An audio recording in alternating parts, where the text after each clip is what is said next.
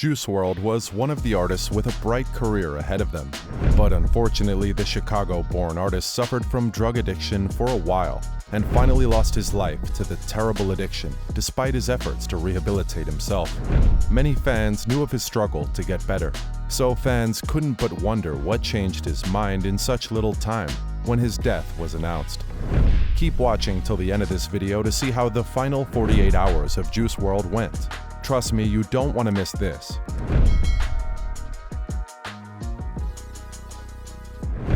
Juice WRLD's death. The late rapper, who would have gone farther in his career path, was caught on a video joking with pals just hours before his death, and was filmed telling fans, "I love y'all more than life," at a concert a few days before he passed away. The rap artist was basically showing his way of life to everyone around him before his passing, and it was pretty evident that he was doing his best to quit his drug intake. So when the cause of his death was announced as an overdose, fans couldn't help but ask what happened during the few hours of his flight down to Chicago. The Chicago PD stopped his private jet for a search on the day Juice WRLD passed. It turned out that an insider in Juice's crew had tipped the cops that the rapper was flying with guns and drugs on board. So before they arrived at the Chicago Midway Airport, the cops were already waiting for him to make an arrest. But unfortunately, things didn't play out the way they expected. As the police officers engaged in an active search in their 2 luggage carts, they found multiple bags of marijuana, several bottles of prescription codeine cough syrup, and 3 guns with metal-piercing bullets. Juice suffered a terrible seizure in the process. It was discovered that he had ingested several unknown pills before he began convulsing in the airport, bleeding from his mouth. Despite the effort of a Homeland Security officer to administer Narcan, which is used to treat opioid overdoses, they couldn't revive an already unconscious Juice WRLD. He was rushed to Advocate Christ Medical Center, where he was pronounced dead. The official cause of death, according to the Cook County Medical Examiner's Office, stated that Juice WRLD died from toxic levels of oxycodone and codeine present in his body. The artist had long been an open wound on wax, and in interviews about his battles with prescription drugs like Xanax and Percocet, and his struggles with mental health generally. "It was a habit," he said in a radio interview. "It started as early as my freshman year and continued as I discovered the drug-saturated music of rappers like Future." The rapper was set to enter a rehab program 2 weeks before his unexpected death. Still, first he headed from Los Angeles home to Chicago, accompanied by a handful of friends and security guards to celebrate his 21st birthday with a paintball game. Reaction to Juice's death. Before his tour in Australia, Juice was mainly in Los Angeles, enjoying his life with his friends. An old friend Juice had met in Chicago, the producer Chase the Money, remembers being at the rapper's house a few months before his death. "I pulled up millions and millions of beats and he was just rapping," Chase the Money says. "I tell you bro, he was in a good spirit. I was happy for him. Big ass house with a pool, just everything. It was good. I was happy to see he had his shit together." 1 month before Juice died, DJ Benny Blanco recalls recording a song with him. Blanco said Juice's friends all told him that Juice was in high spirits and excited about the future. "He was talking about how he wanted to act and how I was going to work on films with him, and we were going to take things to new levels," Benny says. "He always trusted me, but he was finally getting to a point where he was starting to trust himself more." Another friend of Juice named Kudo narrated how his last interaction with the late artist went differently. Kudo said that he and their mutual friend ASAP Bari had a deep conversation with Juice about his escalating drug use. Kudo explained how he warned Juice that if he kept up his habits, he might end up dying at a young age. "We were just talking about some of the stuff that was going on with him and how to have self-control," Kudo said. "Not trying to be his parent or anything, but just being his friend.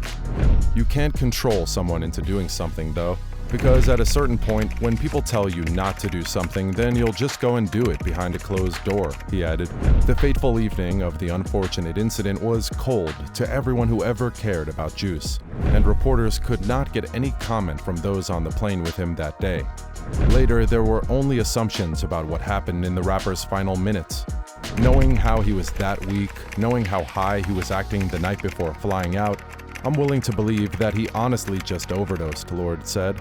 I don't think there's a greater conspiracy going on regarding the circumstances of his death, he added. Lord further assumed that Juice may have taken pills just to stay high during a potential detainment or interrogation by the police. He might have been like, oh damn, we're being detained? What if I can't take anything for 2 days? What if I have to get booked and get bailed out? I'm not trying to come down. I want to make sure I'm high, he said. Lord was supposed to also be on the plane trip to Chicago that evening, but he changed his mind not to follow his friend at the last minute. Lord now blames himself for staying back. I wish I could have been there to maybe have something go differently, or just be there one last time, he said. During a tour of Australia that ended just a week before Juice's death, Lord and those others close to him had finally confronted him about his drug use. We had just broken down a lot of barriers with him, Lord explains. I and a couple other people had come to him in tears, like, we're worried about you and we're scared we're going to lose you if you keep up these habits, and we have to do something, and he willingly agreed. And we had treatment booked for later, which was slated to start on December 22nd.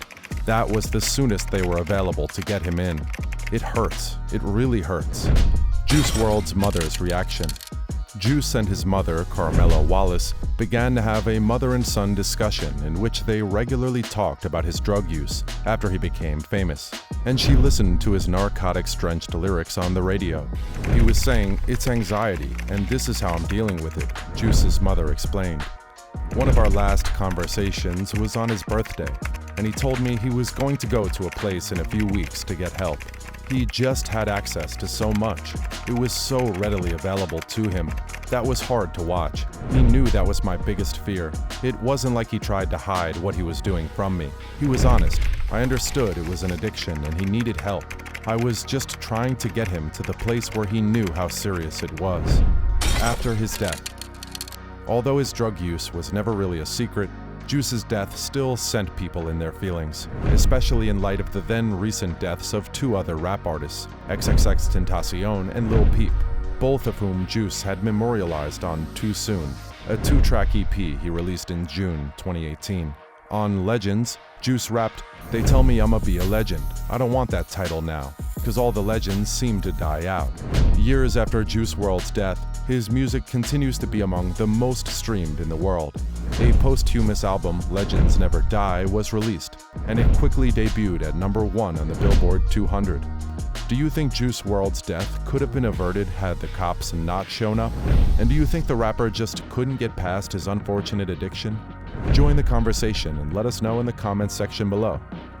That's the end of today's video, guys. If you enjoyed this video, make sure to subscribe for more content. Also, don't forget to smash that like button and leave a comment down below. Thanks.